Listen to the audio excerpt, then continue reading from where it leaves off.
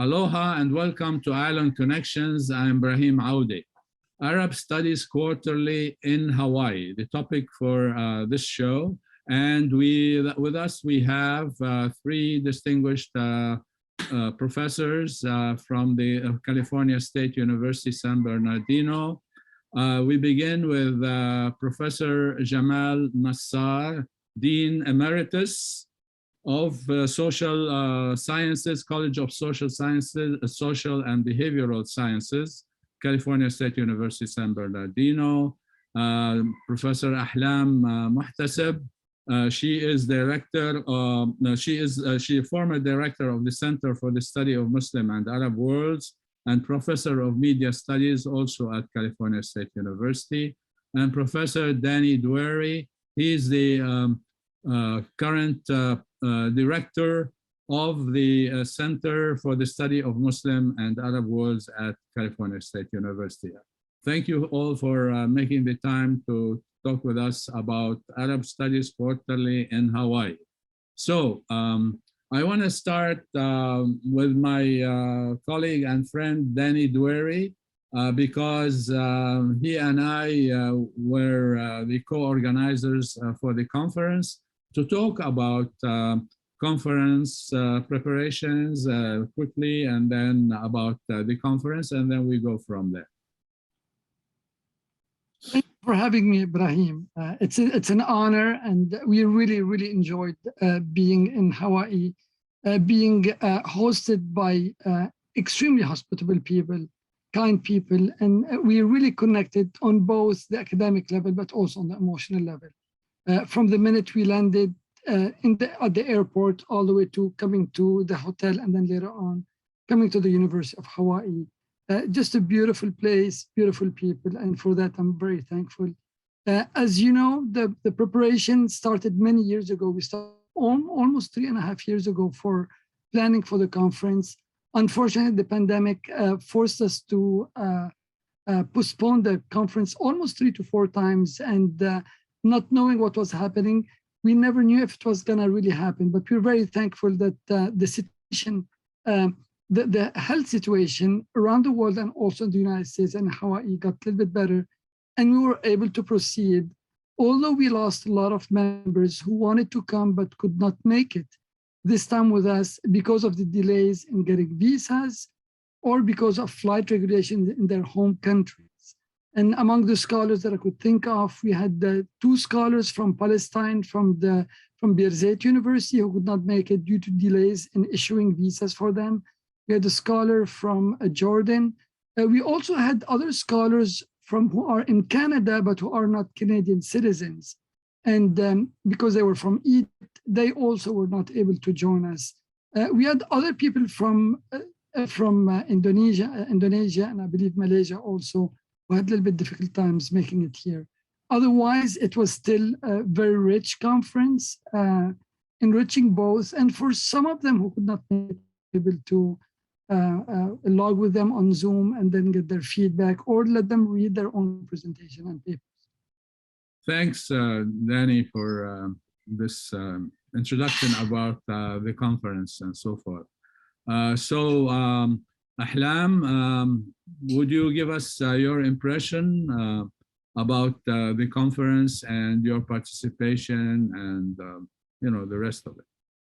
Sure. First, I would like to start by thanking the organizers, thanking Dr. Ibrahim Aoudé and Dr. Dany Doueiri for just a fascinating, amazing work, and all the staff who were also included, and all the labor, the hidden, invisible labor that we're not really sure about.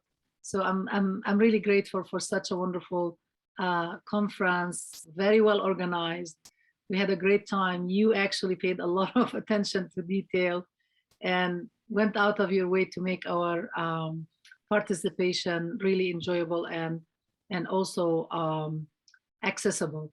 And of course, part of my being thankful and part of giving gratitude is, of course, to the beautiful people of Hawaii, and to acknowledge that the conference took place on the unceded colonized lands of the Kanaka Oiwi nation of the island of Hawaii.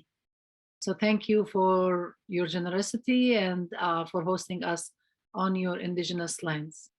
We go to Jamal Nassar, Dean Emeritus of the College for Social and Behavioral Sciences.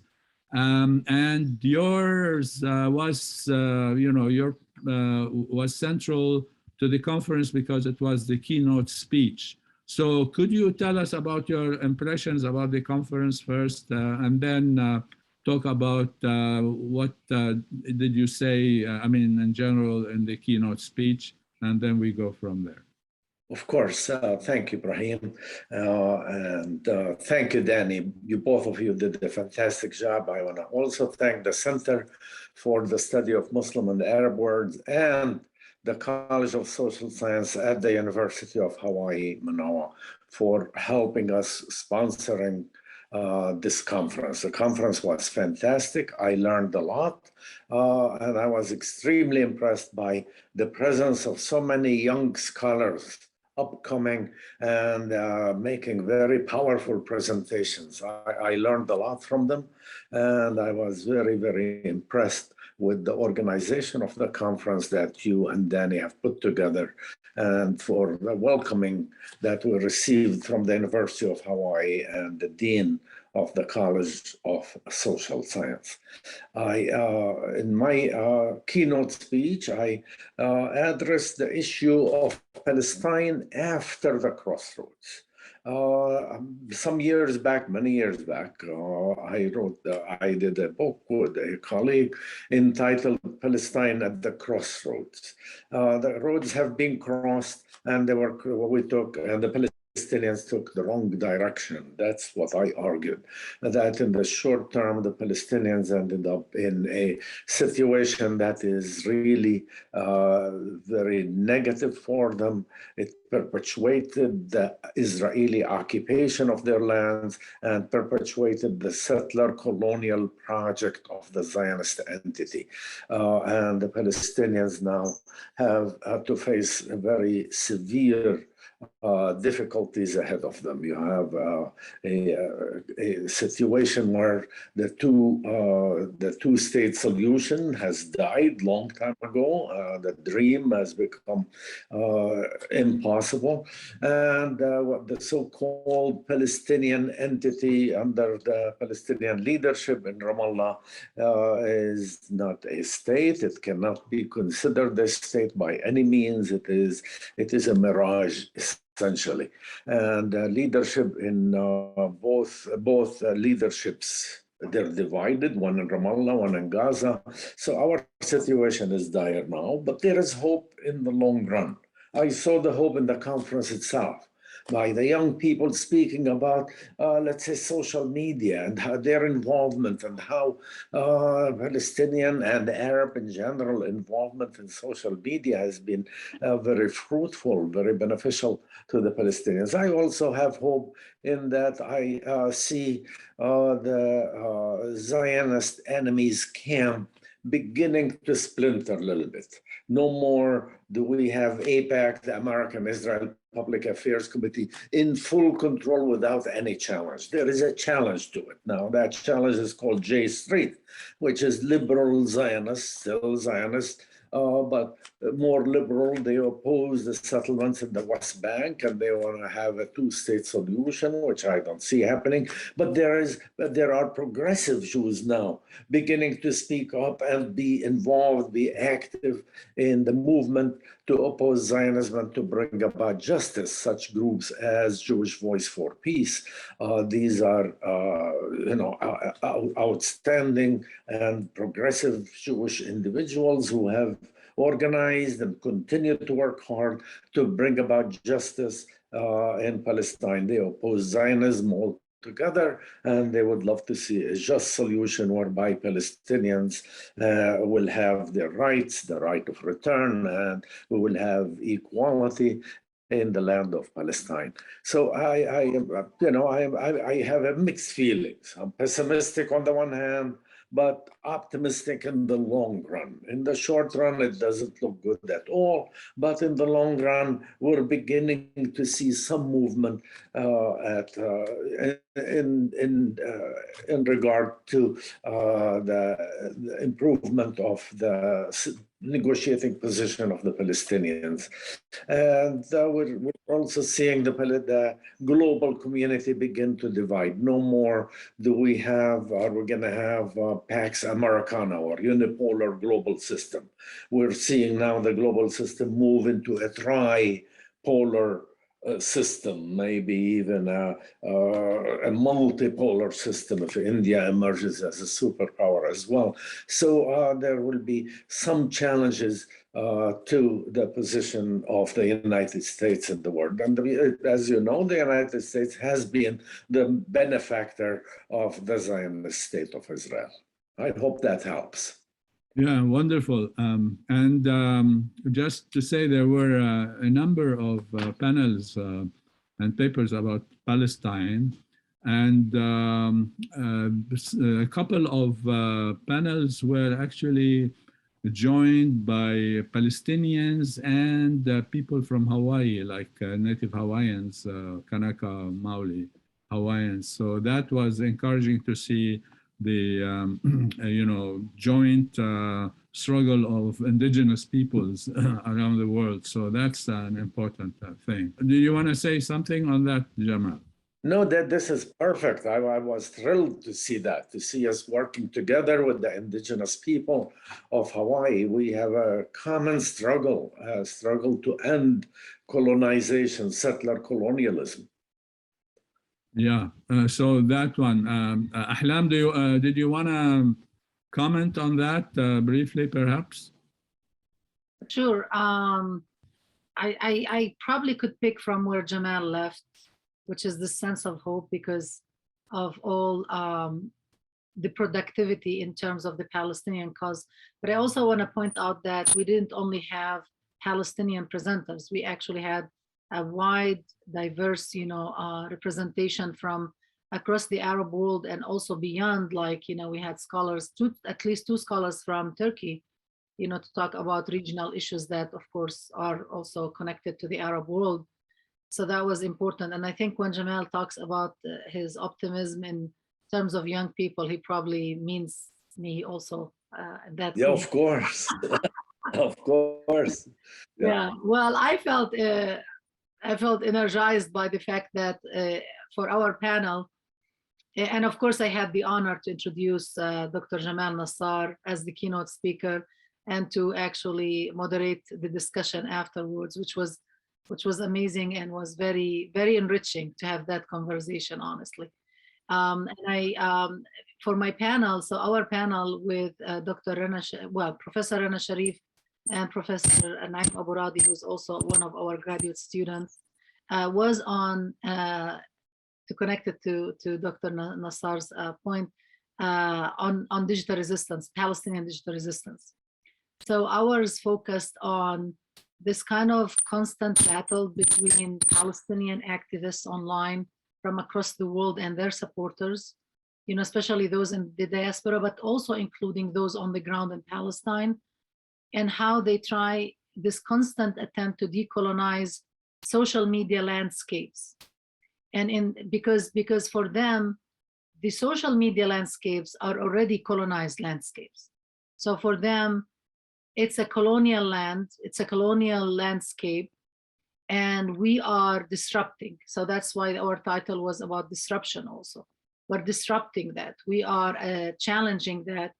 And they use a lot of creative methods actually to have this kind of parallel resistance of mirroring the resistance on the ground of Palestinian activists, in Sheikh Jarrah, in Al-Aqsa, in Gaza, all over Palestine at one point, right, in May of 2021, but to also wage their own struggle, their own battle against social media corporates and their constant attempts to silence Palestinian voices online, using all kinds of tools from algorithms that were phishing, Palestinian hashtags, all the way to actual active surveillance of certain famous activists who we interviewed for our study, like the famous influencer journalist or citizen journalist Mona Hawa, like another, famous also influencer from Jerusalem, Abdel Afu Bassam,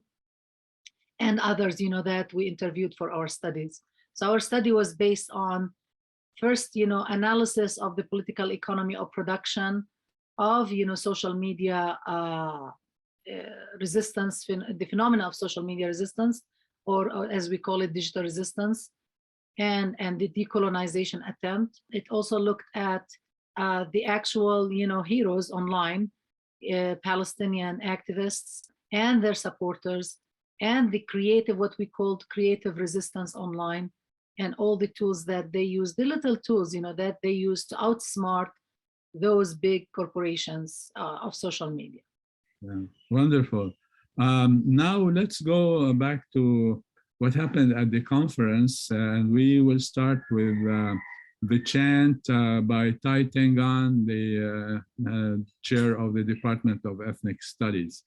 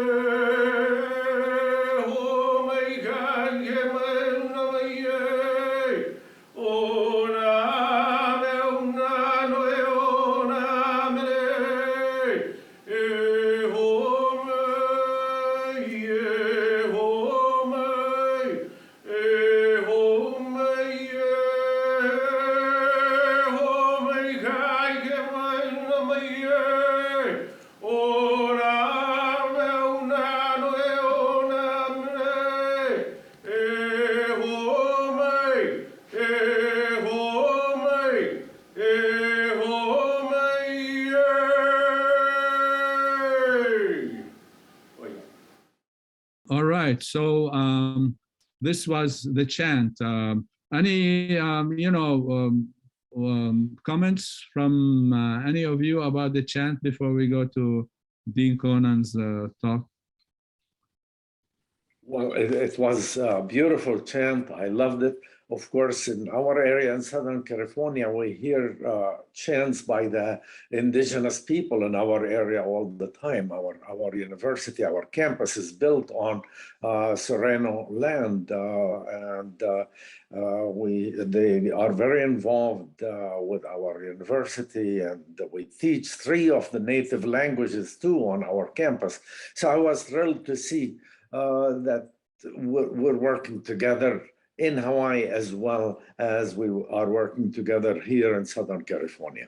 Yeah, we find that oral tradition to be so rich, whether it is in Hawaiian culture or Arab culture. You'll find a lot of conferences or events, special events in the Arab world or in the community, the Arab American community, that starts with, it could be biblical recitation, Quranic recitation, chanting, it could be poetry. So that heavy emphasis on that oral performance at the beginning is one, an acknowledgement of our shared history, but also beautiful of how we connected all together. I've seen what was nice about the conference, and we'll talk about it maybe later on in more details, is the fact that it was not only talking about politics, which is what many people think the study of that region is about. There was literature, there was music, there was art, there were gender roles, gender studies, there was media. There was just not even media in terms of how it is covering certain political event or economic event, but there was media on like series, a TV series, how they portray women, marriage, dynamics. There was, of course, lectures on economics, the pandemics. There were some issues that were a little bit more on the traditional topics, traditional and historic topics, and some of them are futuristic, very rich. So thank you. And then, of course, the beautiful chant from Hawaii really brought us together. Yeah, thank you for that. So, and we also had like poetry reading also by Adel Najem, Arab American poet. We will go now to Dean Conan's welcoming message. We had an idea that Hawaii was a wonderful place to bring together scholars around Arab studies. And you may not think about that, but I think it really truly is. We have perspectives we can maybe offer, and it is a kind of place where we think your dialogues will be very beneficial. And especially I wanted to support my good friend for the work that he's done, because he's been such an important part of your community. And I thought it was well deserved that we host this conference here. And we had been planning it. And it was actually a brave thing to do, to say, you know what? In March of 2022, we shall have it in person. Because it didn't look intuitive to us at the time. I'm sure some of you thought, is this even possible? And so it happens when the conference is open. It's the first day when we don't have to wear masks indoors. It's amazing, right? It's meant to be this way. And so, you know, I feel quite inspired being here today. So as Ibrahim knows, that some of my own research has been in the Middle East and North Africa. I'm an economist, international trade is my background. And so working on issues of how free trade agreements would impact the peoples of Egypt and Tunisia and Saudi Arabia and UAE. That has been my area. But I've been so fascinated to see the kind of topics you are working on here, and the kinds of issues that you're taking up here are so important to discuss. And I hope that this environment here creates that kind of place where you are going to really thrive with your research. And I also hope you enjoy your time here. With that, I really do want to acknowledge that we have had also a significant relationship, the University of Hawaii and the Arab Studies Quarterly, for decades and decades. It's been a long-standing, steadfast relation, and of course, Ibrahim is the anchor part of that for our institution. Let me just close to say that I hope I've expressed my own personal commitment to the work that you're doing here. And I do want to elevate and acknowledge how important university research is in this area for not just academics, but for elevating knowledge, for the to improve people's lives in the Arab world and beyond. And the work that you're doing is really so important for all of that. So I thank you for coming this long way to Hawaii, for being with us to celebrate this new spring. This is a Hawaii spring when we can take off our masks once in a while and enjoy our time together. Well, that was something in terms of support for the conference and for Arab Studies Quarterly and for Arab Studies in general. Any comments, anyone? Well, I was very pleased to see the Dean involved and helping out with the conference and being there to welcome us. It's just fantastic. Yeah. She's, yeah, I mean, she really went, whole hog, as we say, for the support of the conference. And she so-called seconded someone at the office, is Professor Dan Ferguson, to work with me also for logistics and all of that. And her office was all open for support of Arab Studies Quarterly. So I just wanted to say that. And so now I would like to go to Tai Tengan's welcoming message, because he's also co-sponsor of the conference, since he's the chair of the Department of Ethnic Studies. So we'll go and watch that. it is really important sign though from the heavens that we have this water. Water has been such a central concern recently. We've experienced the poisoning of our aquifer by the U.S. military's fuel that's been leaking for some time now, and finally has been stopped. But it's again these movements of U.S. empire that connect us and the concerns that I think will be shared during this conference. Here in Mānoa, the place that we're at, I'll just do a little situating for us so that we know this connection too. It's in a valley that's part of an ahupua'a, which is our Hawaiian land division that generally kind of runs from the mountain to the ocean. The ahupua'a here is Waikiki. Waikiki, I know where you're staying, is sometimes imagined as just that tourist hub, but that's the traditional name for the division that runs from that ocean up into these mountains. The smaller land division that we're on right now is called Pili Pili. And Pili signifies closeness, relationships. So we hope that those get fostered here and reaffirmed at this time. Here within Hawaiʻi, you are coming into a place where our indigenous Kanaka-Oiwi, the native Hawaiians, continue to assert ea, which is our term for sovereignty, but also life and breath against U.S. colonialism and imperialism, in solidarity with other multi-ethnic peoples who have come into Hawaiʻi from its time as a recognized kingdom internationally between 1843 and 1893, following a period of resistance to U.S. imperialism that culminated in illegal occupation and annexation of 1898. We had a territorial period that really saw the islands run as a plantation until the struggles of many people that helped to form our ethnic studies department resulted in a more democratic society that is still struggling for true democracy against many forces that would undermine it otherwise. And that's sort of the history of our Department of Ethnic Studies, formed in 1970. We recently celebrated our 50th anniversary.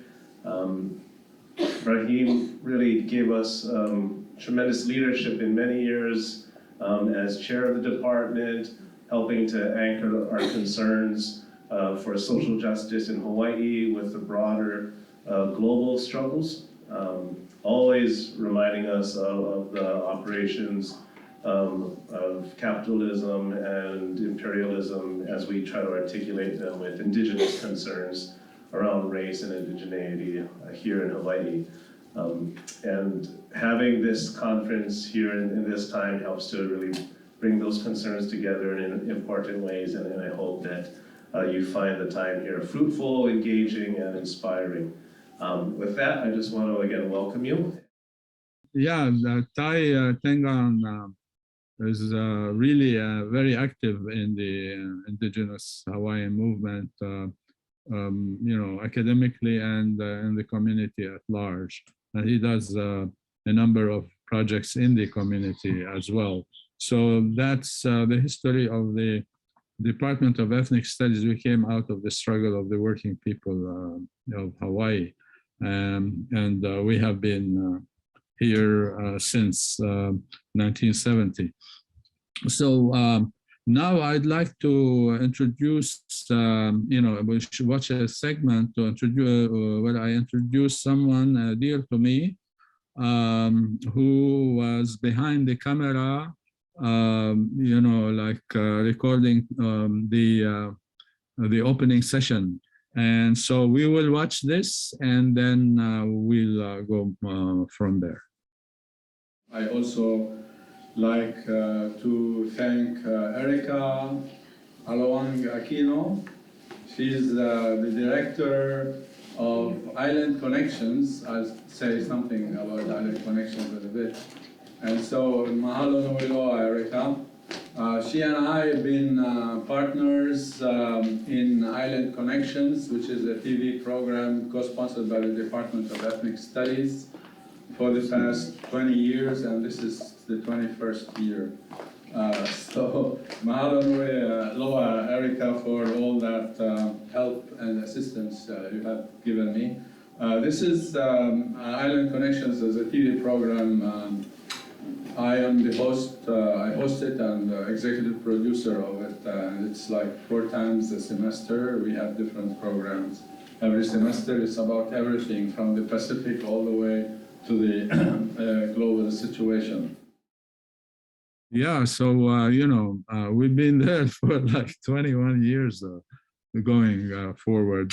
So it's good. And then later on, as of next year, I'll stop being the host and executive director of the program of Island Connections, and the department will be taking it again. It'll stay with the department, but other faculty will take it over and move forward even much better with it than what we have been doing in the past 21 years, depending upon the developments and all kinds of issues, social, political, economic, and so forth. So there'll be live for Arab Studies quarterly, and also live for the program Island Connections after I leave it this year. So I interviewed a few people also at the conference, and so we will watch Cynthia Franklin. She's a professor of English at the University of Hawaii. She's been active a lot in BDS, US ACB, and just solidarity with the Palestinian people. And we'll watch that, and then we'll have some discussion about it. What brought me to the conference, it's exciting to have, the journal holding an event here where I expect to learn a lot from the scholars who have come in. And I have a particular interest in Palestine studies, and was excited to see a lot on the program that is dealing with political and cultural issues to do with Palestine. I'm also excited about some panels that are putting Palestine and Hawaii into conversation.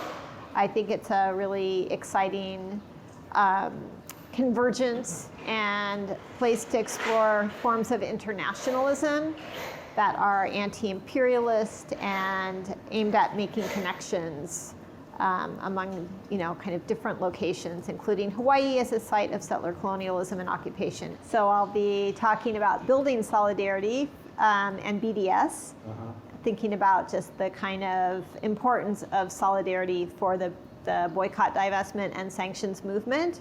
And then also am on a panel that Rabab Abdulhadi and Tomomi Kinukawa organized to think about how, in part, at least that panel will be what UH did to support the censorship of Rabab and Tomomi's open classroom on the basis of Layla Khaled being one of the freedom fighters that was to be featured on that panel that was then censored by Zoom, YouTube, Facebook, and all the big tech. Yeah, they all converged. So that's what I'm doing here.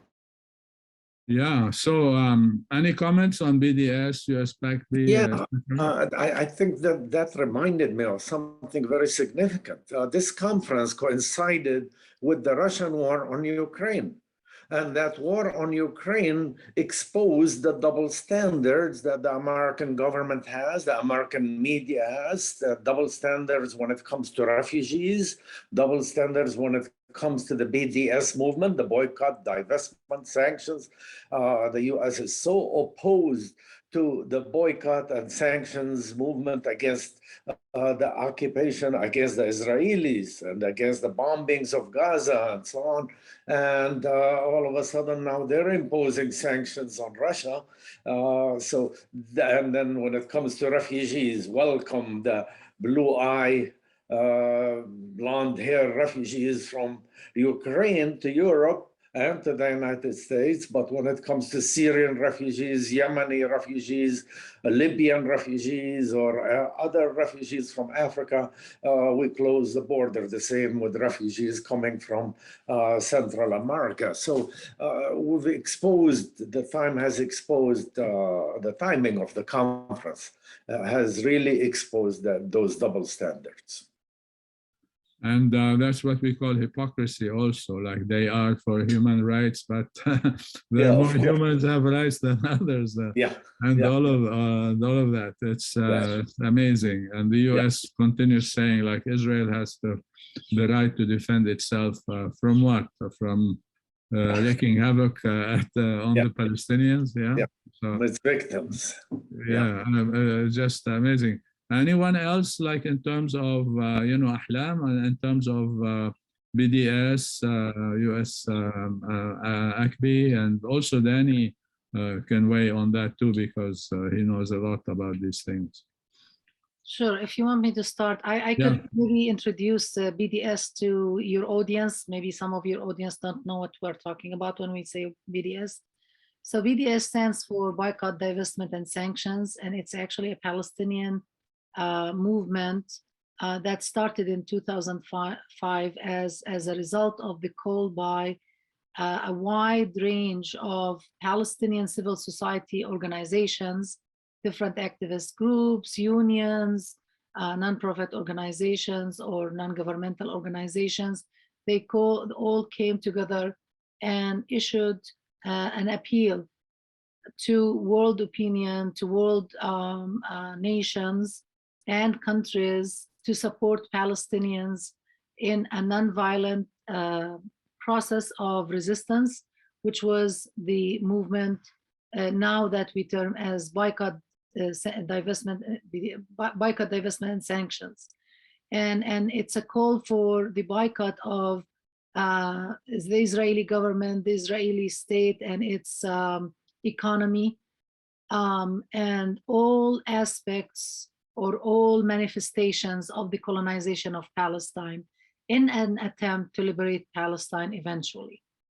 And so the US ACBI is one branch of the BDS movement, and it is the academic one.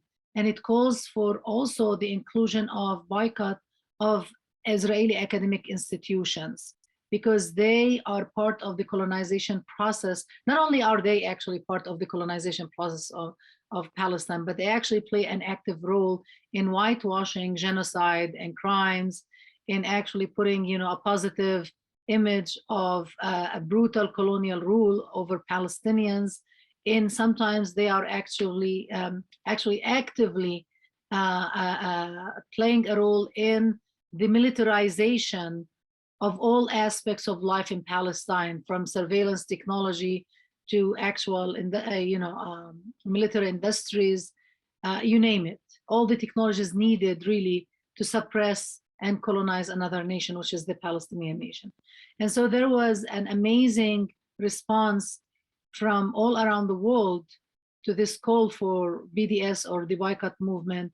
And so we have so many universities in the United States, for example, so many students associations, so many union or labor unions in the United States and beyond, and Canada and around the world, who came to the forefront of supporting Palestinians in this call. And the latest, and I guess this is very connected to what we're talking about, we had a victory with an amazing vote by MESA, which is the Middle East Studies Association. It's the largest association that is connected to Arab studies, of course. And the vote was massive. It was, I think, 760 something for the BDS resolution versus only like 130 or something. So that was a massive victory. That shows that, unfortunately, regardless of the US policy in the United States, the official US policy, the governmental policy, which is very blindly supportive of Israel, people, especially in academia and in academic institutions and in academic spaces, know what's going on the ground in Palestine. They know that Palestinians are under brutal military occupation and colonization, and they support Palestinians people call for liberation. And so that was a great victory in my view. Thank you for giving me the opportunity to explain. Yeah, right. And also the latest Amnesty International report is like very damaging and damning of the state of Israel and Palestine. So Dany, see you're nodding your head. Did you want to say something about that? And also about activities of the Center for the Study of the Muslim and Arab Worlds. Go ahead. Sure, thank you. Following up on what Jamal and Ahlam said, both of them said, this attack has been prevalent. Some of the speakers who came to the conference spoke about their experiences in academia, the harassment, the retaliation that they go through. And as Ahlam just said, MESA voted, and MESA has an emergency meeting after tomorrow, actually, for institutional members, which our centers are members, are part of the institutional membership of MESA, to discuss this because they are under a lot of pressure right now to see how to proceed. So this is just after tomorrow. But I also wanted to tell you, I think Dr. Jamal said it, or Fuad Mughrabi, I forgot who said it, that the Palestinian cause should not be taken as a Palestinian cause or as an Arab cause. It's a really human cause. And this is what really unites us all in this conference. We saw people who were of Arab descent coming and settling in Hawaii and appreciating the people of Hawaii. We've seen also people who are, some are Arabs and some of them are not Arabs, not even heritage Arabs, who are studying about what is happening in Southeast Asia and Southwest Asia, Southwest Asia, the region, and North Africa, from the Hawaiian culture. So we see that interconnectedness in the conference that is bringing us back together, that it is not about, one population over the other one. Dr. Jamal was talking about the hypocrisy, and you just mentioned the issue of hypocrisy.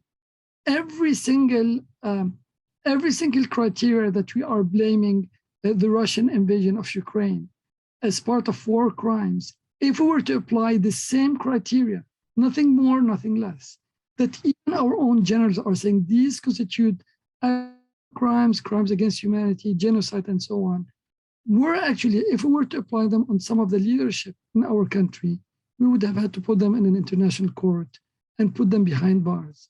And that's something that has had to be talked about, really, humanity. Today, what is happening in Europe could have jeopardized all of humanity, but we've had our fair share of it. I'm talking about US foreign policy.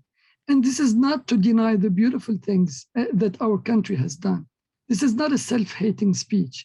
This is just an honest and courageous speech to say, if we did something wrong, we will acknowledge it and we'll move forward with it.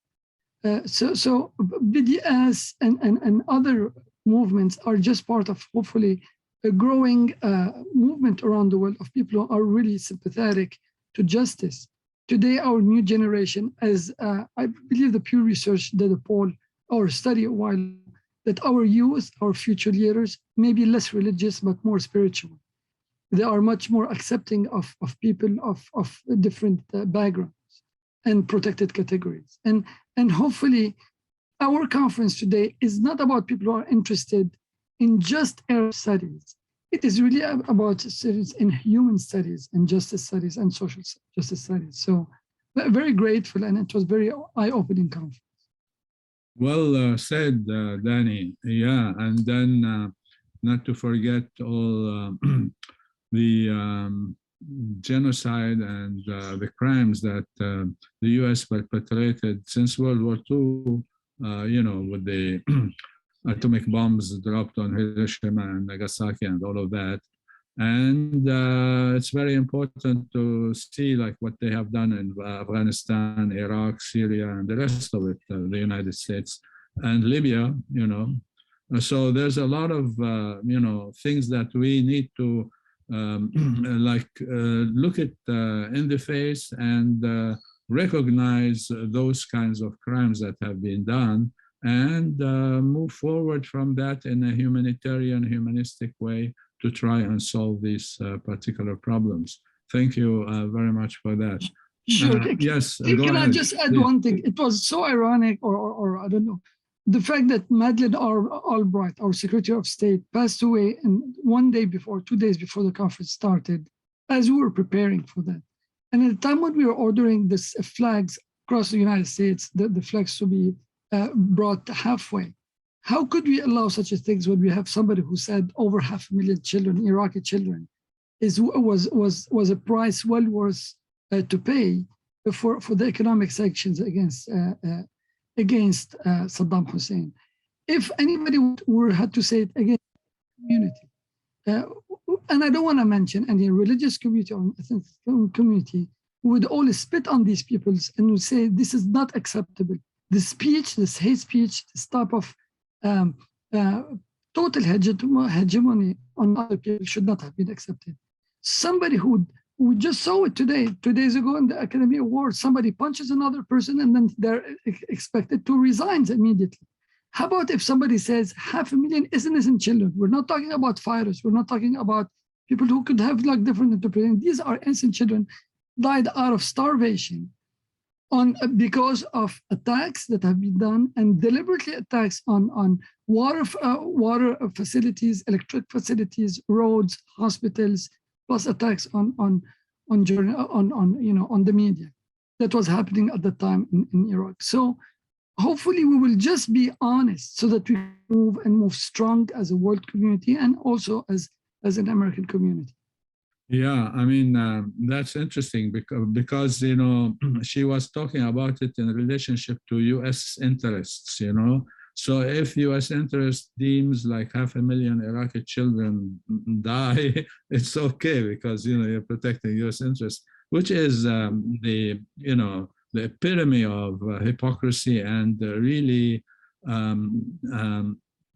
mean, really, I don't know how to say it, but it's just like people not concerned about Arab children, you know, because the interest of the United States deems it that, you know, it's okay to kill 500,000 Arab children. And this is really criminal. I mean, you know, that's the term. It's really criminal. I'm going to say something and then I'll try to be quiet later on, but I just want to say something. Do you think that also Arab children? Well, if we study the Gulf War syndrome, the series of attacks, and I know Hawaii is a place where it has a substantial military base, US military presence. We know that the Gulf War did not have too many people who died, I mean, too many soldiers. But 10 years after the Gulf War ended, we know that the Gulf War syndrome had affected over 70,000 soldiers and over 120,000 of their families who, when the soldiers came back to their homes and had children, because of their exposures to chemicals and radioactive material, affected actually our own American servicemen. So it is not, if somebody is not worth it, it's not even the Iraqi children, but even our own people who are, you know, fighting or serving our nations to protect our nation. Sometimes even by our own leadership, they don't really care that much about it. This is a substantial issue that is also that should be brought up. Yeah, I think you are right because they don't mind. I mean, the Pentagon didn't want to say that they are responsible for these, you know, what was it called? The Iraqi War Syndrome or something? Gulf War Syndrome. Gulf War Syndrome. So here you have like, they don't even care about their own vets, you know? I mean, this is really criminal. And you look at the, you know, how the treatment of the Vietnam veterans, you know, a lot of them homeless and all of that. Now a little bit better situation there with the Vietnam veterans, but not really so much for the country that's the largest economy in the whole world, dominant over the global system since the demise of the Soviet Union and so forth. So anyway, let's move forward. And I interviewed Dan Ferguson, who was like really extremely helpful in organizing the conference. Just a short thing that I wanted to really have him talk about, you know, and feature Dan. Okay, here we go. I think of Hawaii as kind of a centralizing area for many cultures coming together. You know, from, you know, Asia, of course, we're in the middle of the Asia-Pacific region. And then, of course, the Arab Conference, I think is a great location to have this kind of event. In my area of interest, I've done research in essentially cross-border international relationships, engagement. That's where my interest lies. And so when you ask me the question, you know, attending some of the conferences, some of the sessions, I see some very interesting areas that could touch with what I am into, what I'm researching. Yeah, so there you go. I wanted to also show, I interviewed Tai Tengan also. So this is the last segment we will watch, and then we can discuss more things, because I want to also discuss Ahlam's documentary that she should, you know, I would like to ask her to talk about that. But let's watch Tai first, and then we move forward from there. Again, we see these processes of colonialism, and particularly settler colonialism, as they play out here in Hawaii in similar ways as Palestine, where, you know, the colonizers come to stay, they come to replace, but at the same time, it's never a complete project. It's one where the indigenous peoples have always resisted and persisted, including by connecting with each other, such as with Native Hawaiians, Kanaka Oiwi, and Palestinians in the broader struggles. And so we have these comparative lenses to think about those issues of occupation, as it's also understood differently in different territories, but what it is to really have these resurgences of life, of politics, in the gathering of like-minded peoples, indigenous and allies across the world.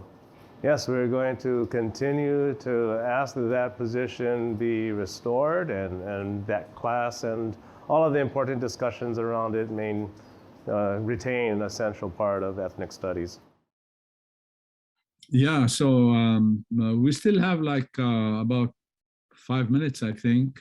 But why don't we discuss, Ahlam, talk a little bit about your documentary and how it came about, and what you know, how has it been received over the last couple of years or so. Okay, go ahead. Thank you so much for giving me this opportunity. So the film is my academic life project. Really, it's a long-term one, and it started when I was a grad student. And at that time, I guess I was having this kind of like shift in the way I studied media. So I took a position, you know, I changed my position from studying and critiquing media into an attempt to actually producing media, in an attempt to decolonize knowledge on Palestine and issues that are related to us. And that's not the only film I worked on, but I'm just going to focus on this one for now. So that's how the idea came from. And so when I was a graduate student, I wanted to do a project, a research project, like a field work on in Palestinian refugee camps, focusing on Lebanon mainly, but I did, you know, work in Palestine and Syria as well. And I wanted to study Palestinian refugees' narratives, you know, as an important form of communicating collective identity and collective trauma. And so this is how it started. And then I thought, well, you know, from social justice perspective, you ask, like, how can you give back to your participants? So I started thinking about inclusion of audiovisual material, as I said, you know, producing media. You know, it started with a simple idea of maybe creating a class resource, but then it, you know, I got grants, and I went to the refugee camps in 2006. I went to Syria, then Lebanon. I was stranded actually when Israel invaded Lebanon, and I was stranded in Palestine. So my work was interrupted. So I had to go back again in 2008. In 2007, I met my co-producer and co-director, Andy Trimlett, and we cooperated. You know, he convinced me actually to tackle the historical aspect. So he wanted to focus on the Nakba, right? On what happened in 1948, take it a little bit back, before and a little bit after, but just to show this systematic expulsion of Palestinians as a result of the creation of the State of Israel, right? And so for him, he convinced me that as an average American, white, person, it was very hard for him to understand the conflict, even when he got a master's degree in Middle Eastern studies. He said only when he studied the events of 1948 that he was able to understand, because Americans think it's a very complicated conflict. It's thousands of years old between Muslims and Jews. It's there is a lot of misconception, and it's hard to understand that the creation of the State of Israel was a very modern project, colonial project, and that before that there was no Israel, and so so we decided to do that, and we worked on it for over 10 years in between pre-production, production, and post-production. We released it in 2017. We interviewed both Palestinians and Israelis, Israelis who actually participated in the ethnic expulsion of Palestinians, and the main or the most famous historians on the conflict. You can find it, you could go to our website, 1948movie.com, to get more information and where you could view it, and how you can have access to it, etc. You could email me if you're interested in class screenings, like Dr. Dany Doueiri screens it every semester in his, at least in one of his classes. And it was intended for an American audience, as I said. It premiered at the Arizona International Film Festival in 2017, but we're still working with the material. And believe it or not, next week we have a screening at Laney College, so we are still doing, institutional screenings. Thank you for giving me this opportunity. Yeah, you're welcome. We have just a couple of minutes, but I want to say in my class on the Middle East, I would teach the book by Ilan Pape, The Ethnic Cleansing of Palestine, precisely because of what Trimlin said. Andy, his name? Andy, yeah? Andy, yeah. I remember him. He said that he couldn't understand this until he got back to the history. And it's important to show how the state of Israel and Palestine became a settler colonial project through the genocide of the Palestinian people. And this is important to know. Otherwise, nobody can understand what's happening to the Palestinians. Anyway, so any last things you would like to say? Jamal, please, and then Dany, and then Ahlam. I think Ahlam missed telling us the title of the documentary she did. I raised my hand. I think the audience needs the title. Yes, the film is 1948, Creation and Catastrophe, and it's a primer for what is happening now. So it's not only the history, but it builds up to explain what is happening now. Thank you, Jamal. Okay, yeah, thank you. Dany, anything quick before we move away? Mahalo nui, the people are wonderful people, and it touched us far deeper level this time. Especially, I was very happy when I learned from ethnic studies that a lot of tourism today in Hawaii is shifting from the commercial tourism to people understanding and appreciating the history, the indigenous people of this beautiful land. So mahalo nui again. Yeah, well, thank you all for coming to discuss this. We're flat out of time. And mahalo nui loa for our viewers, and we'll see you next month. Aloha. Aloha.